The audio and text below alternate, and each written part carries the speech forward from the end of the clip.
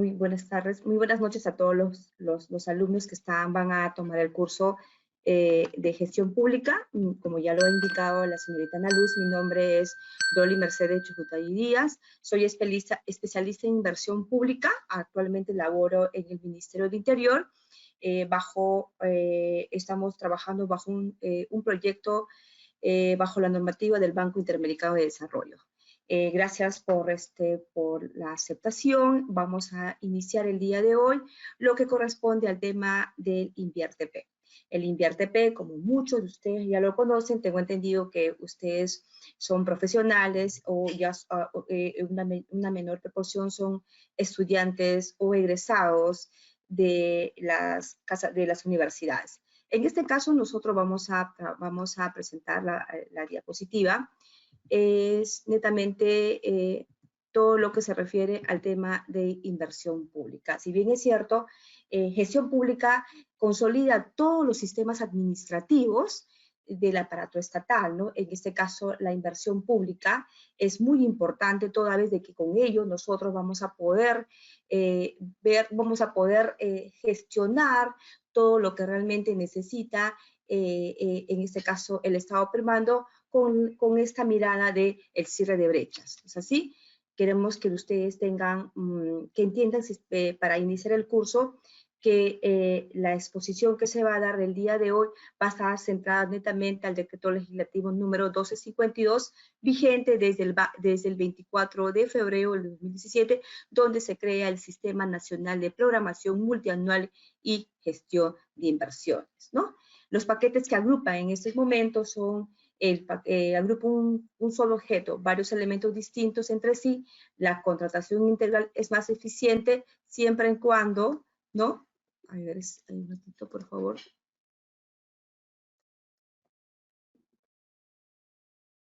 La contratación, bueno, nosotros netamente vamos a hablar lo que está netamente vinculado con el sistema de inversión pública. Vamos a ver el tema de la elaboración de estudios de preinversión, proyectos de inversión pública, así como la elaboración de estudios y expedientes técnicos, ¿no? Creo que ustedes ya lo han visto en el tema de abastecimiento, porque en la inversión pública, en la gestión pública, se articulan todos los sistemas administrativos. El día de hoy vamos a ver con respecto al tema del INVIERTP, vamos a identificar la identificación de proyectos, vamos a ver de manera un poco más general el tema de la elaboración del árbol de problemas, el árbol de objetivos, el marco lógico, ¿no? Y además, si nos da el tiempo, ¿no? Vamos a tener que ver el tema de la formulación de proyectos, la evaluación de proyectos y las alternativas de solución. Quiero hacerles entender que la inversión pública tiene 4 fases muy importantes, ¿no? Esta fase que ya lo estamos viendo en esta PPT corresponde a la segunda fase de la inversión pública. La primera fase de la inversión pública es la fase de la programación multianual de inversiones, donde los encargados de elaborar el tema de los indicadores de cierre de brechas, la programación multianual de inversiones, y eso es la primera fase donde tenemos que identificar qué indicadores vamos a utilizar para poder nosotros elaborar nuestro proyecto de inversión. Esta siguiente etapa que ya nos toca ver en esta sesión es la fase de formulación de proyectos, ¿no? Vamos a ver vamos a identificar cómo nosotros como funcionarios públicos o como pobladores de una zona queremos nuestras ideas convertirlos en documentos y esos documentos convertirlos pues en grandes proyectos, en grandes obras, ¿no? Vamos a trabajar lo que dice bien claro, el estudio de preinversión a nivel perfil. Quiero entender que la inversión pública se desglosa en 2 puntos bien importantes. Uno es la inversión, los proyectos de inversión, y la segunda es la inversión de optimización, de rehabilitación, de ampliación marginal y de rehabilitación, las llamadas IOR, ¿no? En este caso específico, vamos a ver el tema del estudio de preinversión, que netamente está vinculado a ¿qué? a los proyectos de inversión, ¿no? Como lo dice bien claro acá en la PPT, se elabora para los proyectos de inversión de alta complejidad en una de las siguientes. Tiene las características bien importantes, ¿no? Cuando nosotros identificamos una necesidad, y esa necesidad, pues, va a conllevar a que vamos a tener que utilizar muchas fuentes de información, ¿no? Y en ese momento nosotros vamos a tener que utilizar varios indicadores, varias metodologías, y eso es que se convierte prácticamente en un proyecto de alta complejidad, ¿no? En este caso, lo primero que vamos a identificar es que exista alto nivel de incertidumbre respecto al valor que se puedan tomar, ¿no?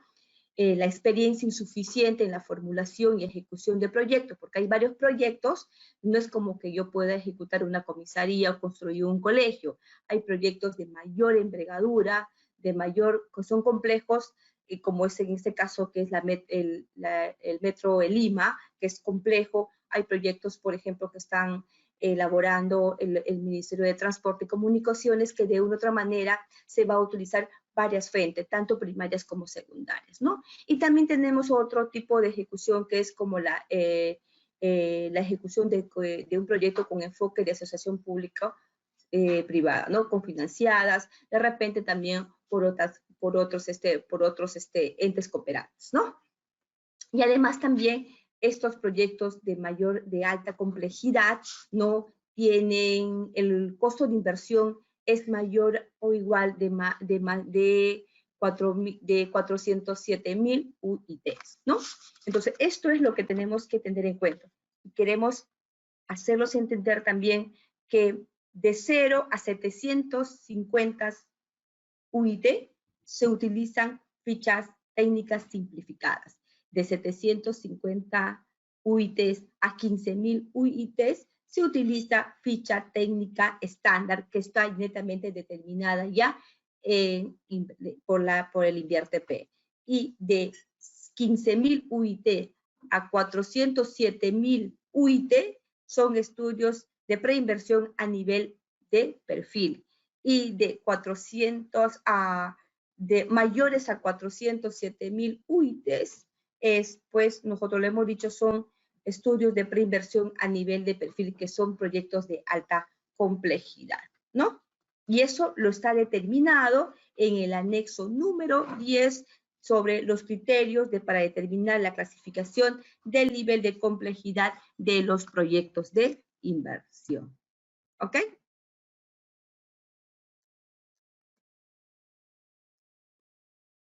Ok. Ahora, condiciones previas antes de iniciar la formulación de un proyecto. Tenemos que ver es el costo de oportunidad, ¿no? De emplear los recursos para la formulación de proyectos, ¿no?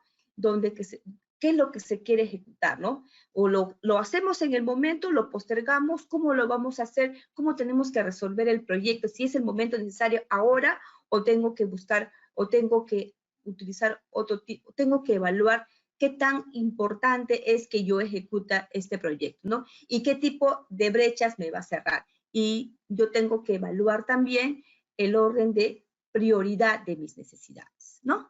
La segunda es, se debe tener presente que el proceso generador de ideas de nuevos, ¿no? En este caso, por favor, se me va la pantalla. Un ratito, por favor. Ya, ahora sí. En este caso, pues no, se tiene que tener presente que el proyecto generador de ideas de nuevos proyectos de inversión deben nacer del ejercicio de la programación multianual de inversiones contemplado, ¿no?, en la aplicación de los criterios de priorización, lo que les dije minutos antes. Para yo poder elaborar mi proyecto de preinversión, ya tuve que haberlo determinado a nivel de ideas, donde en la programación multianual de inversiones. ¿Qué significa? Que las unidades ejecutoras de inversiones todos los años, a inicios de año, ¿no?, ya preparan su cartera de inversiones y le presentan, en este caso, al ente rector de las inversiones de cada sector, en este caso a las oficinas de programación multianual de inversiones, le presentan su cartera de proyectos y también de IOR, y le dicen, esto es lo que yo necesito, ¿no? Esa cartera de inversiones que es presentado a la OPMI le presenta al sector, en este caso al MEF, ¿no? En el MEF tenemos el órgano rector de las inversiones, es la Dirección General de Programación Multianual de Inversiones, la DGPMI. La DGPMI es la encargada de revisar y por orden de prioridad, ¿no? Son ellos los que determinan qué proyecto se va a, o qué proyecto va a contar con el recurso para ponerlo pues en la ley de presupuesto y que el siguiente año fiscal pueda tener pues el presupuesto inicial de apertura, ¿no? A ver, es necesario que la unidad formuladora, te dice, de un proyecto efectúe un análisis de sus capacidades de formulación y de las capacidades de ejecución de la unidad ejecutora de inversiones. ¿Qué significa eso?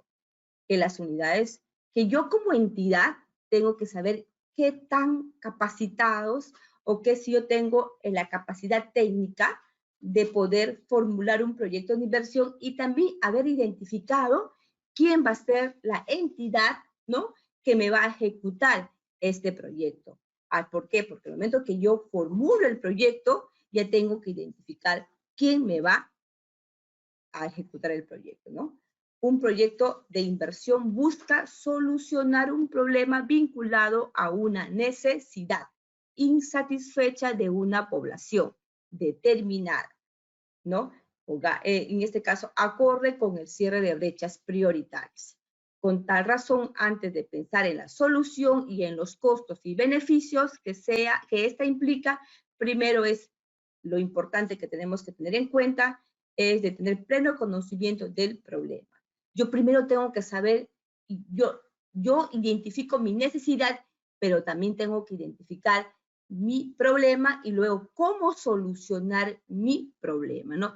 ¿Qué indicadores voy a utilizar para poder solucionar en este caso, el problema identificado? ¿Y dónde lo voy a solucionar, no? ¿Y quiénes son los interesados de mi proyecto? O mejor dicho, tengo que identificar mis stakeholders. La fase de formulación del proyecto, que netamente el área responsable es la unidad formuladora. La unidad formuladora es la área que va a desarrollar todos los estudios de preinversión.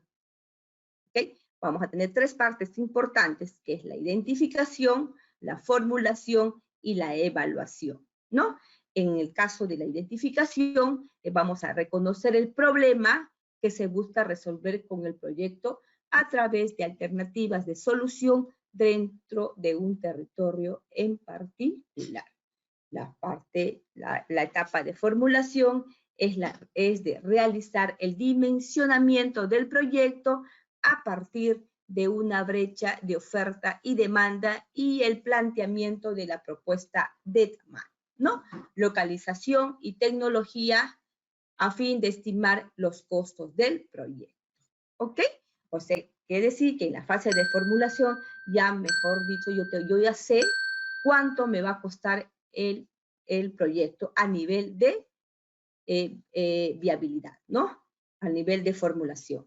Y en la fase de evaluación o en la etapa de evaluación vamos a proceder con la evaluación social para adoptar la alternativa más eficiente y sobre la sostenibilidad del proyecto. Ya, en la etapa de identificación es importante tener en cuenta algo. Lo primero que yo tengo que saber es qué servicio tengo que dar. O sea, ¿cuál es mi servicio? Si yo trabajo en el sector, en el sector educación, entonces, ¿cuál es el servicio que yo voy a brindar? ¿Servicio? ¿No? ¿Cuál es el servicio? Si yo estoy en el sector interior, ¿qué servicio voy a prestar? Entonces, por ejemplo, el Ministerio del Interior, a través de sus unidades formuladoras, no puede formular proyectos a nivel de construcción de escuelas o de carretera porque no está de acuerdo a qué? a sus objetivos estratégicos, ¿no? El nivel del sector interior está netamente vinculada al tema de la creación de comisarías, al tema de cuál es su visión, su objetivo estratégico, es el tema del servicio de prevención del delito, orden interno, algo que no tiene nada que ver con el tema sector educación. O sea, el sector de educación de igual manera no puede ejecutar proyectos de construcción de carretera o en este caso de construcción, mejoramiento, ampliación de comisaría porque no tiene nada que ver. Entonces ahí tenemos que identificar primeramente nuestra necesidad, nuestro territorio, el área de estudio, la población afectada y quién es mi unidad productora de servicio y otros agentes involucrados que van a formar parte de lo que nosotros vamos a tener que solucionar el problema, ¿no? Porque nosotros tenemos que beneficiar a esos agentes involucrados porque si no buscamos una buena solución, si no llegamos a un buen puerto con ellos, en el camino del proyecto pueden ser quienes nos pueden perjudicar con la ejecución del proyecto, ¿no? Eso es algo muy importante que tenemos que tener en cuenta quienes de una u otra manera trabajamos en las áreas de proyecto de inversión. Tenemos que tener bastante cuidado y también de qué tipo de lineamientos utilizamos para cada proyecto de inversión, ¿no? Estos proyectos pueden ser elaborados a través de la administración directa o también por contrato, ¿no? Eso es lo que vamos a tener que ver bastante. A ver, yo como proyectista, lo primero que yo tengo que ver bastante es cuál es la naturaleza de intervención de un proyecto de inversión, ¿no? Generalmente la naturaleza de la intervención depende del objetivo que pretende lograr el proyecto, ¿no? La naturaleza de la intervención del proyecto también se conocerá cuando se haya identificado el problema y sus causas, ¿ok? A ver, en este caso de identificación de proyectos, vamos a tener que ver mucho con el tema, el problema identificado, cuál es mi objetivo central y al final cuál es mi alternativa de solución para poder lograr el logro del objetivo central del proyecto. Cada uno tiene sus pasos a seguir, ¿no? Y para ello hay, yo creo que para salir grandes formuladores de proyectos, nosotros pues tenemos, los que somos especialistas de proyectos de inversión, la fase de formulación, de identificación, formulación y evaluación de proyectos, lo trabajamos pues casi un módulo de 6 meses. Y en este momento lo vamos a hacer prácticamente en 2 horas y va a ser un récord, ¿no? De cómo al menos ustedes pueden tener la noción, ¿no? Para que ustedes mañana más tarde, cuando puedan ser responsables de unidades ejecutoras o responsables de unidades formuladoras o forman parte del área usuaria, ¿no? De un proyecto, puedan ustedes ser parte y puedan apoyar a la ejecución de los proyectos. Para iniciar con la identificación de un perfil del proyecto, ¿no? Lo primero que tenemos que desarrollar es el diagnóstico, ¿no? Que se debe caracterizar la situación negativa sobre la base de 4 ejes principales. Tenemos que evaluar las características de la población, ¿no? Su característica social, su característica demográfica, sus características económicas, culturales, ¿no? Que lo que afecta, ¿qué es el problema? ¿No? ¿Cuál es el problema que afecta a esa población, ¿no? Y cómo puede ser atendida esta población a través del proyecto que se pretende ejecutar. Entender las necesidades, los intereses, sus restricciones y otras condiciones que puedan afectar la capacidad de la población para acceder al bien o servicio que necesita, ¿no? Entonces, ¿qué tipo de brechas quiero cerrar con este proyecto de inversión, ¿no? A ver, también tenemos que evaluar la unidad productora de servicio, ¿no? ¿Y qué es la unidad productora de servicio, no? Es un conjunto de recursos articulados entre sí mediante los cuales se brinda un servicio público a la población.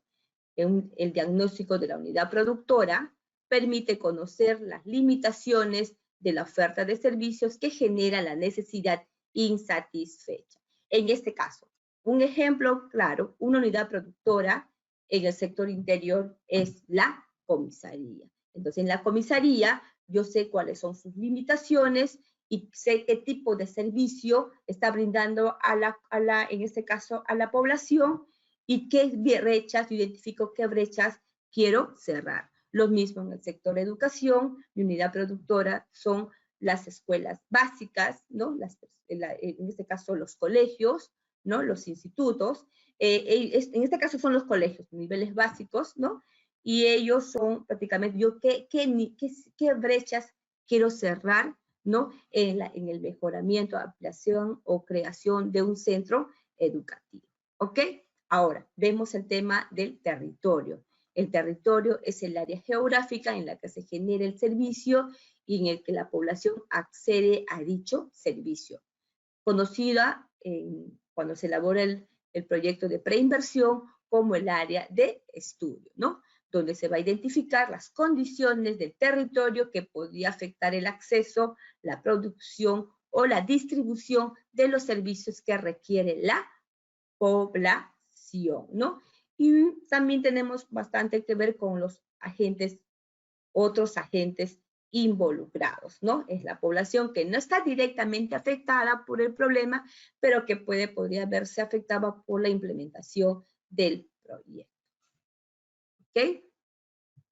Ahora, esto prácticamente es un ejemplo, ¿no?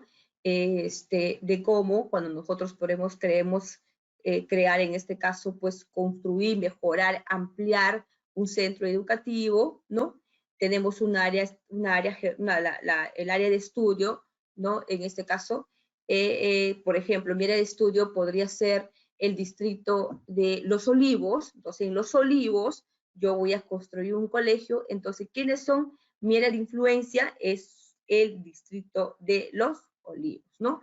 Pero también esto, ¿en qué podría perjudicar a terceros que no forman parte de esta área geográfica, de esta área de influencia del proyecto? ¿Qué fuentes de información se requiere para elaborar el diagnóstico de un proyecto de preinversión? ¿Ok? Como le dije minutos antes, la información de fuente secundaria, ¿no? Es aquella que ya está disponible, ¿no? Lo que nosotros vemos a veces, estudios de preinversión similares, ¿no? Tales como, también tenemos otras que son las fuentes oficiales disponibles, como por ejemplo, el censo de poblaciones y de viviendas, las encuestas de hogares, ¿no?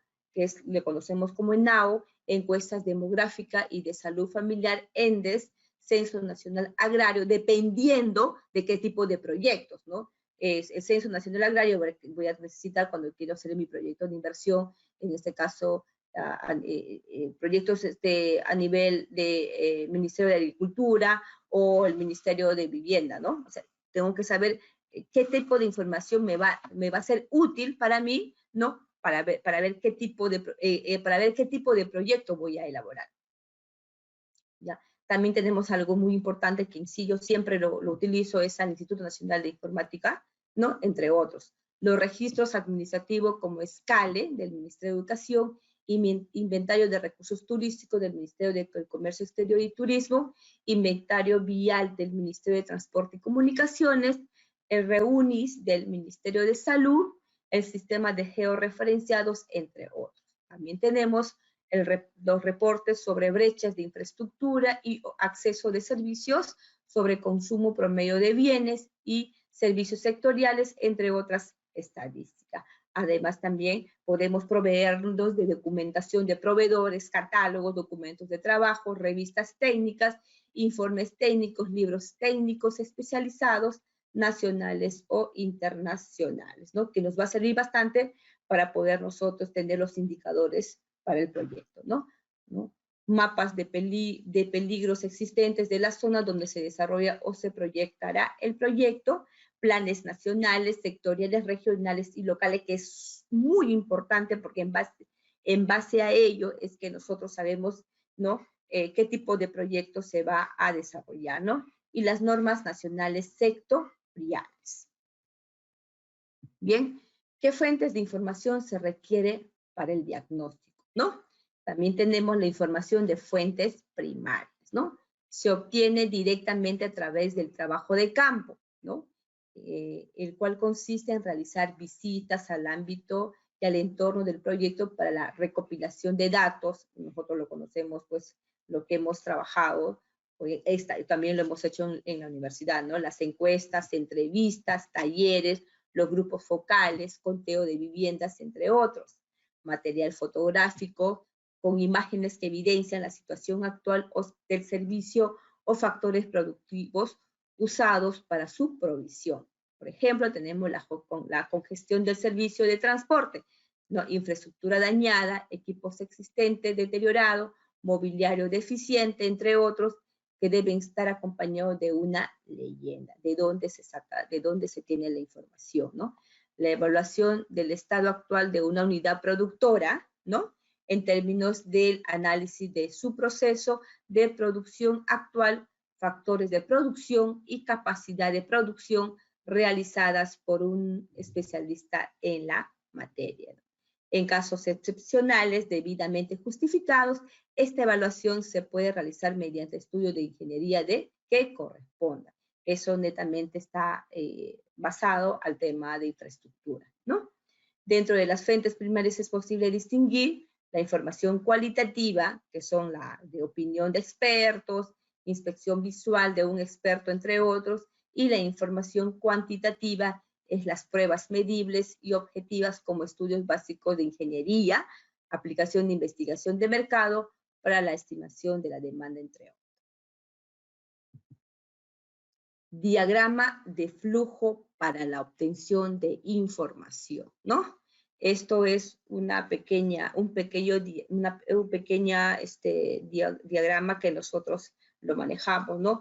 Cómo es que nosotros vamos a tener que utilizar para poder, ¿no? ¿Qué tipo de información se requiere para poder nosotros, esa información ser utilizada para poder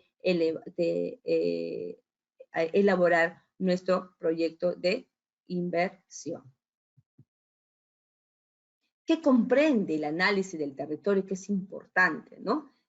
Porque si yo identifico que en el distrito de Los Olivos voy a construir una comisaría, una base policial, un colegio, un hospital, que son mis unidades productoras de servicio, solamente tengo que hacer un trabajo específico en esa zona, ¿no?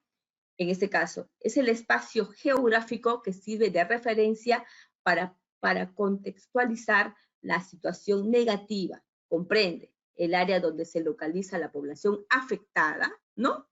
2, el área donde se ubica la unidad productora a intervenir cuando ésta existe o donde podría construirse una nueva unidad productora, ¿no? Y tercero es el área donde se ubican, ¿no?, otras unidades productoras.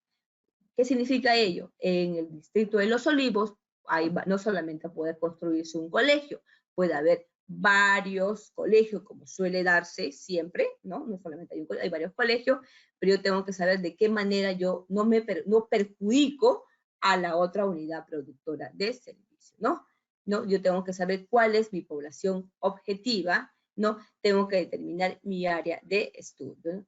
Y tenemos la otra importante, que es la área de influencia, es el espacio geográfico donde se ubica la población afectada, ¿ok? Para realizar el análisis del territorio se deben tomar las siguientes premisas. Tenemos que tener en cuenta, ¿no? El área de estudio siempre va a ser mayor o igual al área de influencia.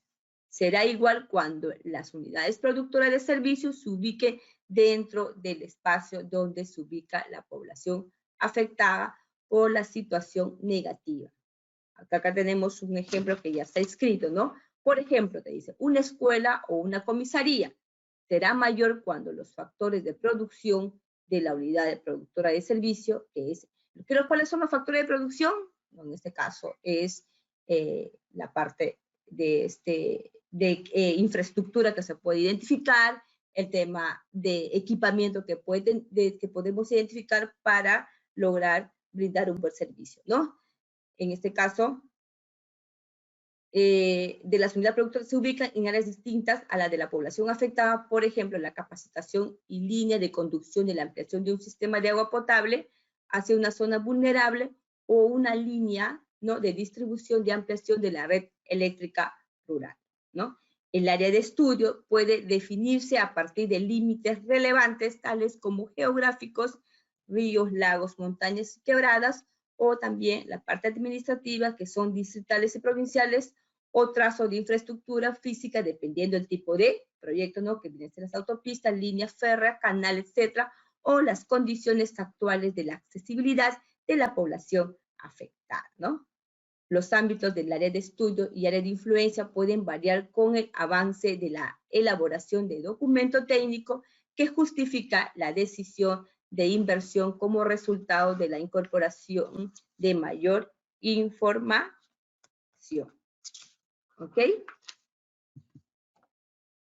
Acá tenemos, por ejemplo, cómo se puede visualizar el área de estudio y el área de influencia, ¿no? El área de influencia es todo, ¿no? Es todo. El área de estudio es todo prácticamente donde se va a desarrollar el proyecto de inversión. Esto es un proyecto, ¿no?, de agua existente que tiene suficiente caudal. Este es un proyecto vinculado al tema de agua, ¿no? Y tenemos que evaluar cuál es nuestra población beneficiaria, quién es la población afectada prácticamente, ¿no? Y de cómo vamos a tener que nosotros prácticamente elaborar nuestros indicadores. ¿Ok? Acá también hay un caso similar que hemos elaborado, es el tema de la captación del agua, ¿no? Cómo lo vamos a trabajar, de qué forma lo vamos a enfocar para poder, ¿no?, en este caso, para poder nosotros encontrar cuál es la brecha que tenemos que cerrar, ¿no? Y el tipo de proyecto que se va a ejecutar.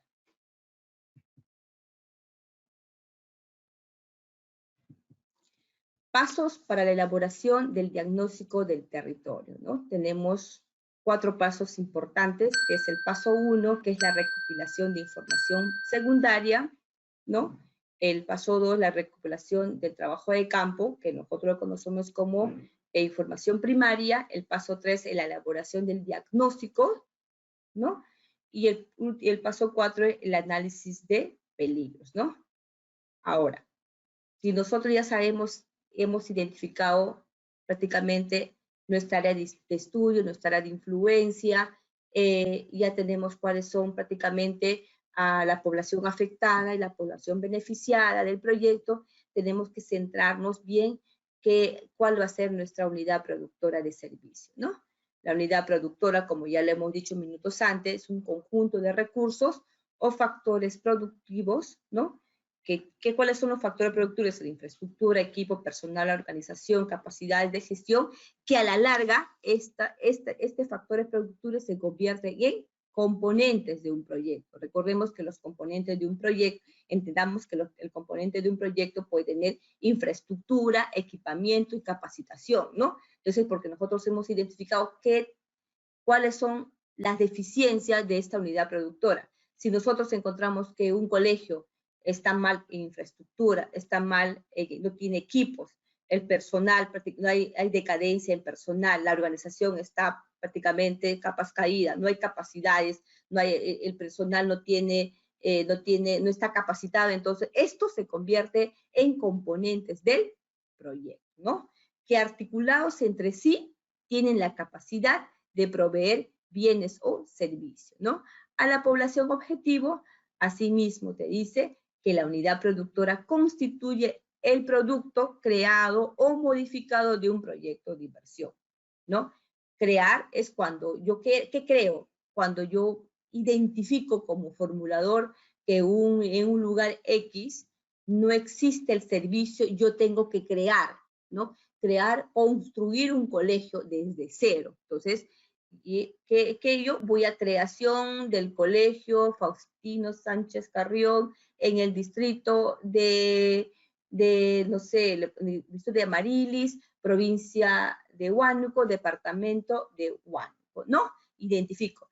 pero otra cosa que yo pueda modificar o pueda mejorar o pueda ampliar cuando ya tengo identificado o existe una unidad productora, un colegio existente, por ejemplo, el colegio Melitón Carvajal, ¿no? Ampliación y mejoramiento del colegio Melitón Carvajal del distrito de, en este caso, de, vamos a poner, distrito del Lince, departamento, provincia de Lima, departamento de Lima, ¿no? Vamos a tener que identificar qué es lo que nosotros necesitamos mejorar, crear, ampliar, ¿no? De una unidad productora de servicio. ¿Ok? La elaboración del diagnóstico de la unidad productora. ¿Sí? Paso 1, ¿no? La recopilación de información secundaria. Igual, paso 2, la visita a la unidad productora de servicio. Cuando exista yo visito. Si no exista, yo voy a crear un colegio y no voy a visitar nada porque no existe. Cuando se visita una unidad productora es porque cuando existe, pero no está brindando el servicio requerido por la población, ¿no? Tercero, la elaboración del diagnóstico y por último es el análisis del riesgo de desastres de la unidad productora. Yo tengo que evaluar, que lamentablemente muchas autoridades construyen colegios a la ribera de los ríos, ¿no? Entonces, la verdad que anteriormente con el tema del SNIP, pues hemos encontrado varios colegios que fueron construidos a la ribera de los ríos o al lado de tremendas montañas que con el tiempo estos han sufrido daños, ¿no? Por inundaciones o de repente por la caída de Huayco y prácticamente han sido destruidos y la inversión, ¿no? Nuestros recursos del Estado han sido mal utilizados, ¿no? Por eso ahora tenemos que hacer el análisis de riesgo de desastres, tenemos que saber, pues jamás por los jamases voy a construir un colegio o lo que se podría construir en lugares no apropiados, ¿no? El análisis de la oferta es la evaluación de los procesos de factores de producción de la unidad productora. La parte 2 o tarea 2 es la estimación de la oferta actual de la unidad productora, que es lo que tiene en este momento, ¿no? Claro ejemplo, les puedo dar es una comisaría, ¿no? ¿Qué tipo de servicio, ¿no? ¿Qué tipo de servicio en este momento está brindando? Y lo que nosotros vemos en estos momentos, ¿no? A veces el tema de la inseguridad ciudadana. Vemos que en todos los distritos del país la inseguridad ciudadana se está incrementando día a día. Entonces, cuando nosotros llamamos, cuando hay algún robo o algún asalto, ¿qué pasamos? Llevamos a la policía y la policía no viene en el momento. ¿Y por qué? Analizamos nosotros que le falta movilidad, le falta personal o le falta algunos equipos o de repente no hay personal capacitado, ¿no? Entonces tenemos que ver qué tipo de oferta viene brindando a la demanda que tiene en este caso la población, ¿no? Objetiva, ¿no? En ese caso, de ese lugar, ¿no? La tarea número 3 es la proyección de la oferta, ¿no? ¿Qué es lo que nosotros queremos brindar con este proyecto? Y por último es la estimación y la proyección de la oferta optimizada. O sea, con el proyecto, ¿qué solución vamos a dar, ¿no? Y cuál es nuestro objetivo, es solucionar el problema con la ejecución del proyecto, ¿no? La identificación del problema. Para elaborar el proyecto de inversión, ya en este momento he visto que hemos identificado nuestra área de estudio, nuestra área de influencia, nuestra unidad productora de servicio, hemos visto qué es lo que le falta a nuestra unidad productora de servicio. Ahora, y en esto tenemos que identificar el problema, ¿no? El problema, en todo esto, en toda la recopilación que hemos hecho, prácticamente hemos identificado el problema, ¿no? El problema, ¿cuál es el problema que queremos solucionar, ¿no? Entonces, como identificación del problema, nosotros lo hemos conceptualizado, que esto es un proceso mediante el cual se define el problema que afecta a la población, cuya solución permitirá cubrir la necesidad insatisfecha Para este efecto se debe identificar de manera rigurosa las causas que originan el problema mediante una estructura lógica que articule causas directas y, de ser necesario, causas indirectas. También se deberán identificar los efectos directos e indirectos que se derivan de problemas existentes a esta estructura lógica que se le conoce como el árbol de causas y efectos. Bien, el desarrollo de las alternativas de solución sobre la base del árbol de causas y efectos que se ha identificado. En este caso, los medios con los que se deberá resolver las causas indirectas y las causas directas y así lograr la solución del problema, ¿no? Consecuentemente, también se habrá revertido los efectos negativos del problema, convirtiéndoles en impactos positivos. A esta estructura lógica se le conoce como el árbol de medios y fines y es un reflejo del árbol de problemas. El árbol de medios y fines permite proponer alternativa de solución al problema, con lo cual se cumplen los objetivos del módulo de identificación del proyecto en este caso. Acá tenemos el árbol de problema, ¿no?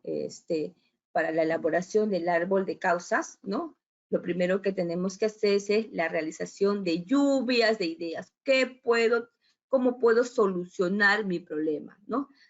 Hay varias razones por las cuales, entonces tengo que ver todo lo que podría generar, qué es lo que está impidiendo que mi unidad productora de servicio no brinde el servicio necesario que satisface en este caso a la población, ¿no? Paso 2 es la selección de causas. Después de esta lluvia de ideas, ¿no? Yo tengo que agarrar lo más importante es que me va a generar que esto de una manera se convierta en positivo y me genera que estos van a ser las razones por las cuales yo pueda solucionar mi problema, ¿no? Paso 3 es la jerarquización de las causas, ¿no? De lo importante, de las directas, las indirectas. ¿Cuál es la más importante? Que esas importantes se van a convertir prácticamente en mis acciones, ¿no? Para poder solucionar mi problema. Paso 4 es la sistematización de las evidencias, ¿no? Y el último paso es la construcción del árbol de causas, ¿no? En este caso, vemos como claro ejemplo, ¿no? Mi causa directa es la interrupción periódica del servicio de agua, ¿no? La principal causa de mi problema es la interrupción, y he identificado la interrupción periódica. O sea, casi a cada rato me quitan el servicio de agua potable. Entonces, para que exista eso, yo tengo que tener mis causas indirectas, ¿no? ¿Cuáles son esas causas que me generaron este problema? La interrupción del servicio de agua potable. Entonces, yo tengo que evaluar de toda la información que he recabado, de toda la información, he visto que ha sido el colapso de la línea de conducción, ¿no? Segundo, ha sido las fallas en la operación del sistema, ¿no? Tercero, la línea de conducción está en riesgos de deslizamiento. Esas tres me han generado, ¿qué? La interrupción periódica del servicio de agua potable. Entonces, en este caso, cada causa directa tiene su antecedente. ¿Por qué razón es que yo tengo este problema, ¿no? Y también acá se ha identificado una causa directa, es la inadecuada disposición a aguas residuales y excretas. O sea, de toda la lluvia de ideas que me ha generado, ¿no? Yo tengo que identificar cuáles son las importantes y esas importantes que me generó este problema, ¿no? Y eso se conviertan en causas directas y causas indirectas. Bien, ahora, efectos del problema. Y esas causas directas, esas causas indirectas, también tenemos efectos no directos y efectos indirectos. Los efectos directos es, ¿no? La población consume agua de fuentes contaminadas. ¿Y qué me ha generado eso? O sea, ¿cuál es mi antecedente, no? Es que es el incremento de la incidencia de enfermedades gastrointestinales. ¿Cuáles son mis efectos de lo que yo he identificado, no? Esto me va a conllevar a un incremento de la incidencia de enfermedades gastrointestinales y dérmicas, va a generar el incremento en el gasto de enfermedades gastrointestinales y dérmicas, ¿no? Estos ya son mis efectos indirectos que me genera el consumo de agua de fuentes contaminadas. Otro efecto directo que se ha encontrado de las causas directas, ¿no? Se almacenan en condiciones inadecuadas, ¿no? La otra es el menor tiempo para el desarrollo de actividades productivas. ¿Y cuáles son, en este caso, los efectos indirectos? Es la pérdida de la producción, y el otro, que no, es el menor tiempo para el desarrollo de actividades culturales, ¿no? Y cada uno tiene pues su sustento de evidencia, no solamente que yo voy a escribir por escribirlo, y esto te sustenta las evidencias. ¿De dónde saco esta información? Voy a sacar la información que me va a sustentar la evidencia de mis informaciones primarias y secundarias. Acá tenemos un árbol de causas y efectos de un proyecto de inversión del sistema de agua potable y alcantarillado, ¿no? Esto es en la población de San Miguel, ¿no? ¿Cuál es el problema que se ha identificado, ¿no? La población de la localidad de San Miguel tiene limitado acceso al servicio de agua potable y alcantarillado, ¿no? Entonces, esto es el problema que se ha encontrado y esto es lo que yo necesito solucionar. ¿Lo que voy a hacer para que la población de la localidad de San Miguel no tenga ese limitado acceso al agua potable alcantarillado, ¿no? Entonces, ¿qué es lo que me ha generado y qué efectos ha tenido, ¿no? Que de esta limitado acceso, ¿qué me está conllevando a que la población pues se mortifica porque no estamos brindando un buen servicio, ¿no? ¿Qué significa? Que si tiene limitado acceso a servicios de agua potable alcantarillado, prácticamente va a disminuir la calidad de vida de esta población, ¿no? Entonces, esto es lo que tenemos que elaborar con las lluvias de idea, y esto de aquí se va a convertirse en el árbol de objetivos. Bien, acá el objetivo central. Señores, cuando se elabora un proyecto en inversión, aparte de que efectivamente la identificación del árbol del problema es importante, pero lo que va a primar bastante es que lo que tú ejecutas en un proyecto se debe lograr el objetivo central con la cual fue elaborado el perfil del proyecto, ¿no? El objetivo central, ¿qué significa? Que es la situación deseada que se pretende lograr luego de la intervención con el proyecto. Este objetivo siempre estará asociado a la solución del problema, ¿no?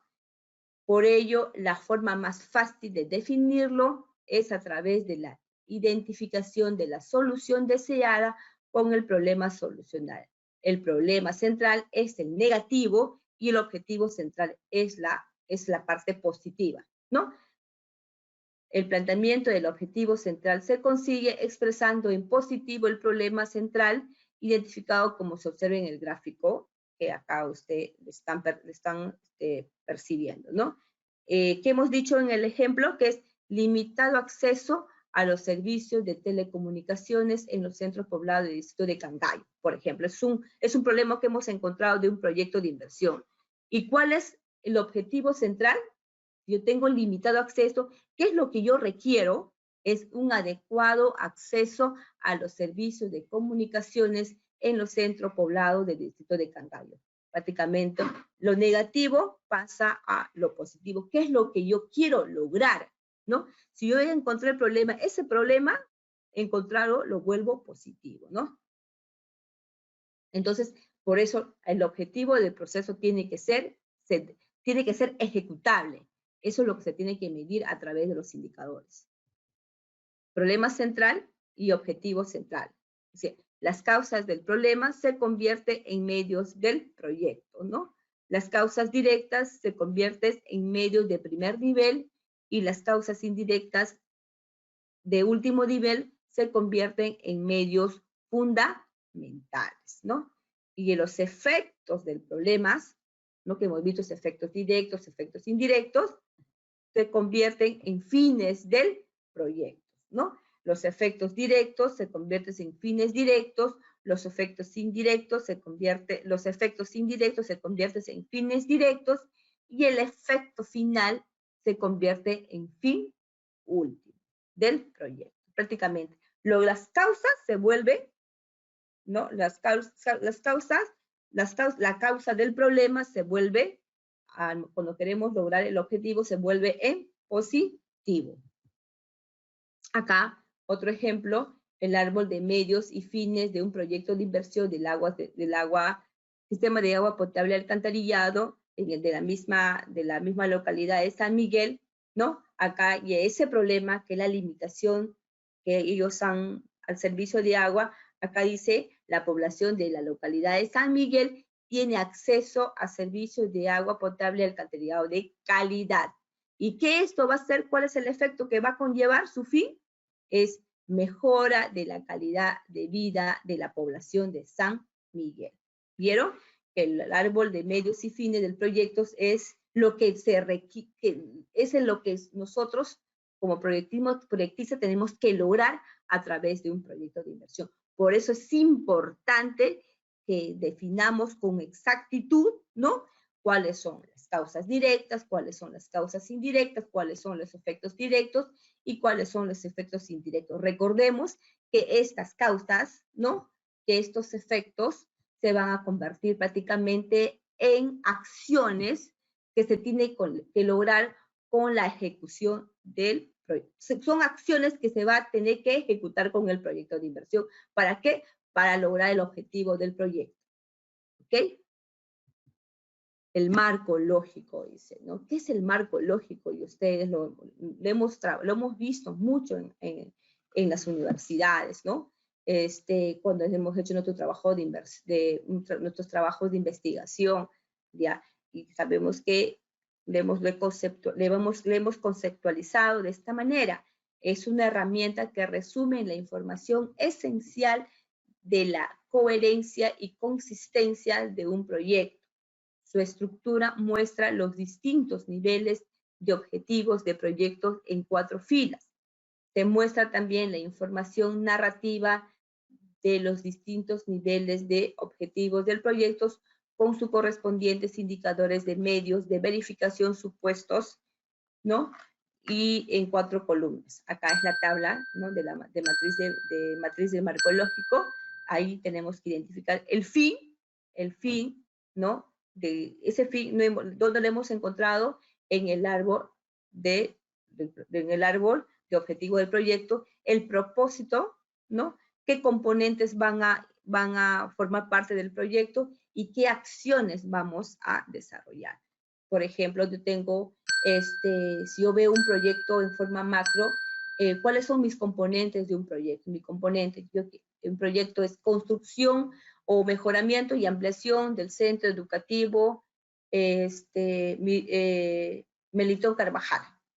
¿Cuál sería mi componente? Mis componentes son infraestructura, porque voy a tener que construir, mejorar o ampliar la infraestructura, que también es el componente equipamiento, voy a tener que equiparlo con computadoras, con mobiliarios, con pizarras acrílicas, con computadoras, con todo para que el alumno, ¿no? reciba, tenga todas las comunidades para que reciba una buena educación. Otro componente importante es la capacitación a los profesores, ¿no? Entonces, ¿cuáles serían mis componentes? Mis componentes, infraestructura, equipamiento y capacitación. Pero ese componente de infraestructura, equipamiento y capacitación está en base a acciones. ¿Qué acciones voy a desarrollar? Voy entonces, las acciones en el tema de infraestructura es que yo tengo que construir, no sé, construir el primer, segundo, tercer piso, tengo que utilizar la parte de arquitectura, que son mis acciones, voy a tener que hacer la parte de saneamiento, voy a tener que ver el tema topográfico, todas las especialidades que forman parte del componente infraestructura. Otras acciones en el tema de equipamiento. ¿Qué voy a adquirir? Yo sé que mi componente es equipamiento. Son activos, ¿no? Son activos estratégicos. Entonces, ¿cuáles son mis acciones? Adquisición de mobiliarios, voy a adquirir computadoras, voy a adquirir equipos tecnológicos, voy a adquirir mobiliario. Estos son mis acciones, ¿no? Y otras acciones del componente de capacitación, fortalecimiento, desarrollo de capacidades para los profesores de la parte primaria, fortalecimiento, desarrollo de capacidades de los profesores del sector de la secundaria, no sé, entre otras acciones que yo voy a tener que desarrollar para el cumplimiento de mi componente. Y esto va con la finalidad de lograr el objetivo, ¿no? Sería identificado